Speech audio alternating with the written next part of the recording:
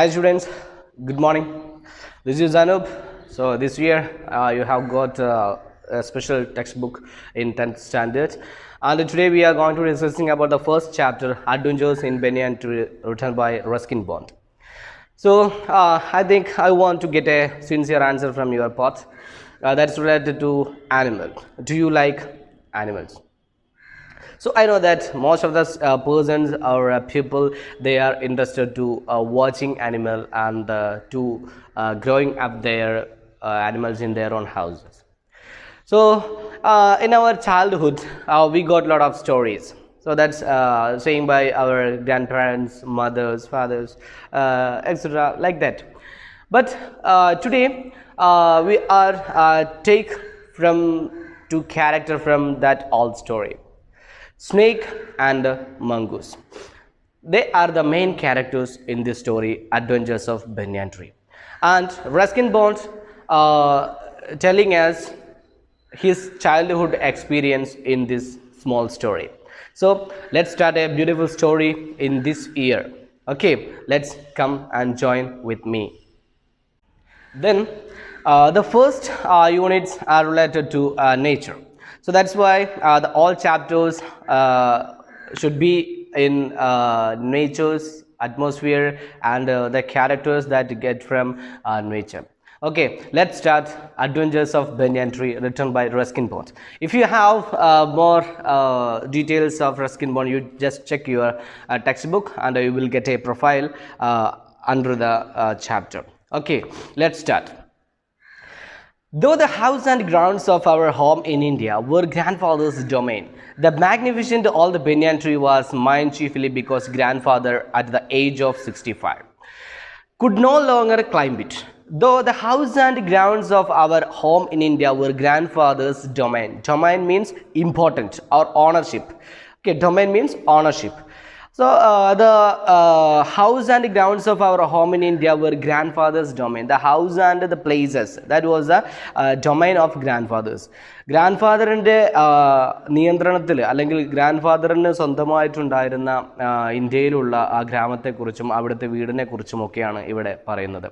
The magnificent old banyan tree was the main chiefly because of grandfather. Because grandfather. So the magnificent old banyan tree was mine chiefly. Mine chiefly means more important to me. More important. Okay.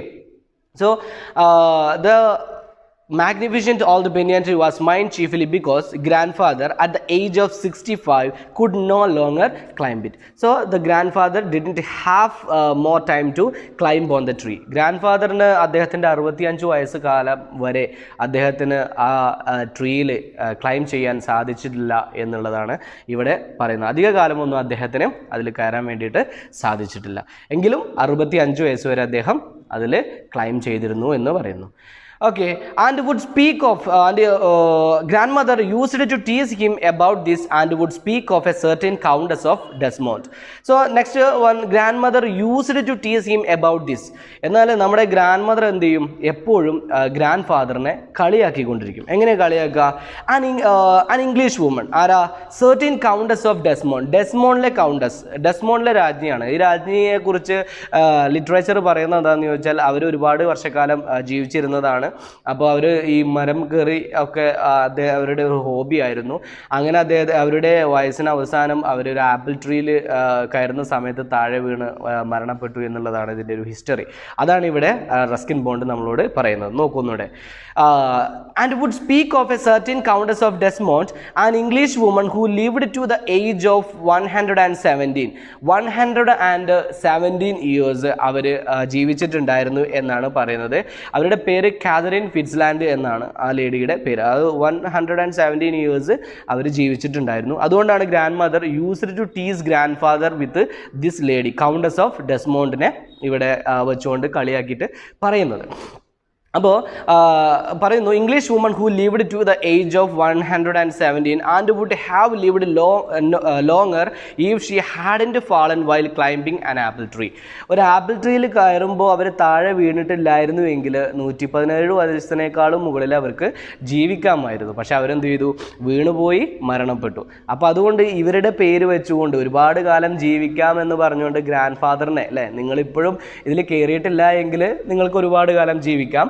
അതല്ല, നിങ്ങൾ കയറിയിട്ട് താഴെ വീണ് മരിച്ചു പോവുകയാണെങ്കിൽ ഡെസ്മോണ്ടിലെ കൗണ്ടേഴ്സിന് പറ്റിയിട്ടുള്ള അതുപോലെയുള്ള അബദ്ധം നിങ്ങൾക്ക് പറ്റും എന്നുള്ളതാണ് ഈ ഗ്രാൻഡ് മദർ ഇതിലൂടെ കളിയാക്കിക്കൊണ്ട് ഗ്രാൻഡ് ഫാദറിനോട് പറയുന്നത്. Got it?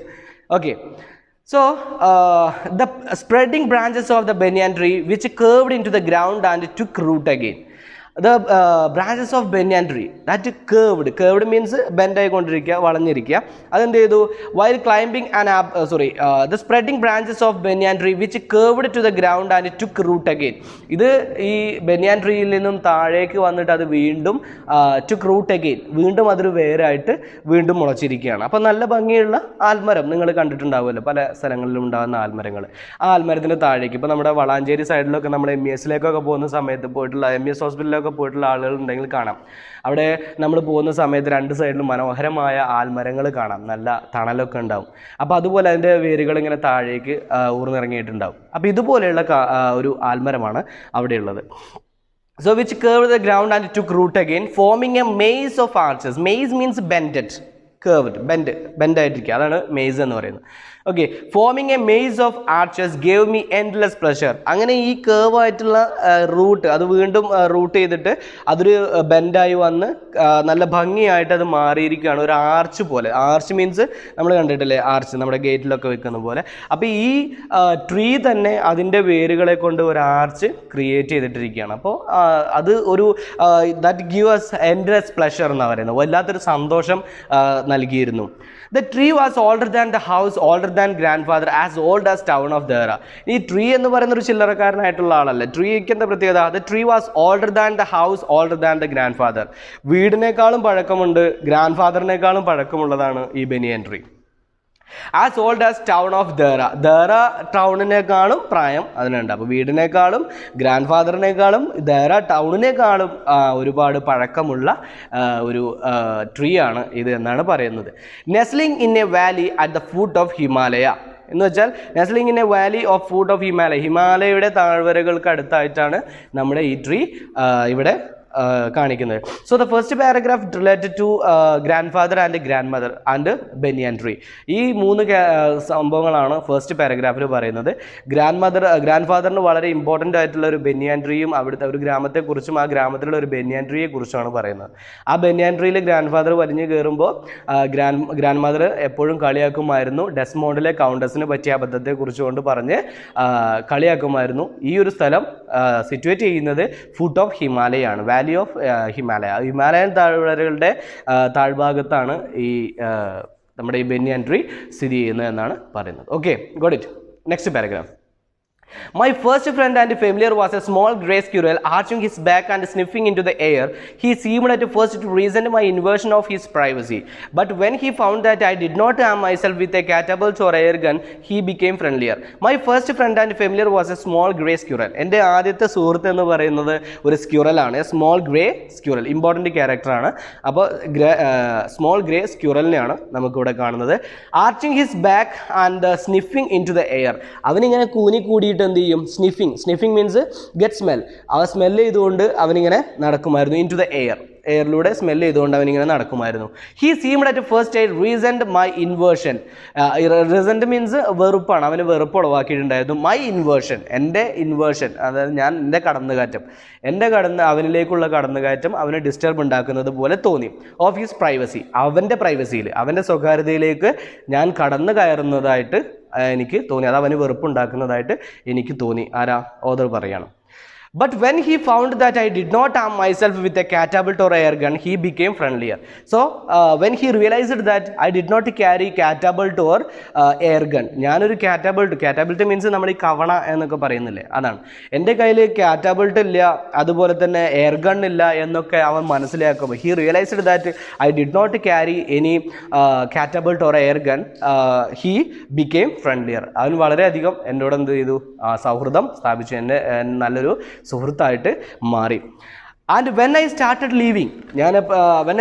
leaving him pieces of cake and biscuit, he grew bolder and finally became familiar enough to take food from my hands. So I used to give him more food and biscuit. അവന് ഞാൻ ഭക്ഷണം biscuit ഒക്കെ കൊടുത്ത് തുടങ്ങിയപ്പോൾ തന്നെ എന്ത് ചെയ്തു, he grew bolder. അവന് വളരെയധികം ബോൾഡായി മാറി അല്ലേ. ആദ്യം ഉണ്ടായിരുന്ന ഷൈനസ് ഒക്കെ മാറിയിട്ട് ഭക്ഷണം കൊടുത്തത്. നമ്മളങ്ങനെയല്ലേ, നമ്മുടെ ഈ അനിമൽസിനൊക്കെ നമ്മൾ ചെറിയ ഭക്ഷണങ്ങൾ കൊടുത്താണ്, ഡോഗ്സിനൊക്കെ പ്രത്യേകിച്ച് നമ്മൾ ഓരോ ബിസ്ക്കറ്റിൻ്റെ കഷ്ണങ്ങളൊക്കെ കൊടുത്ത് കഴിയുമ്പോൾ അവരെന്ത് ചെയ്യും, നമ്മളോട് ഇണങ്ങി വരും. അപ്പോൾ നമ്മൾ ഭക്ഷണം കൊടുക്കുമ്പോൾ അവർ നമ്മളോട് ഇണങ്ങുന്നു. അതാണ് ആദ്യം നമ്മൾ ചെയ്യുന്ന ഒരു പ്രോസസ്സ് തന്നെ. മനുഷ്യനെ അങ്ങനെ തന്നെയല്ലേ, ആദ്യം നമ്മൾ ഫീഡ് ചെയ്യുന്നതിലൂടെയാണ് നമുക്ക് അമ്മയായിട്ടുള്ള ഒരു ബന്ധം ഉണ്ടാകുന്നത്. അതുപോലെ തന്നെ ഈ അനിമലിന് ഭക്ഷണം കൊടുത്തു തുടങ്ങിയപ്പോൾ ബോൾഡറായി നല്ല ഫ്രണ്ട്ലിയർ ആയിട്ട് മാറുകയാണ് ചെയ്യുന്നത്.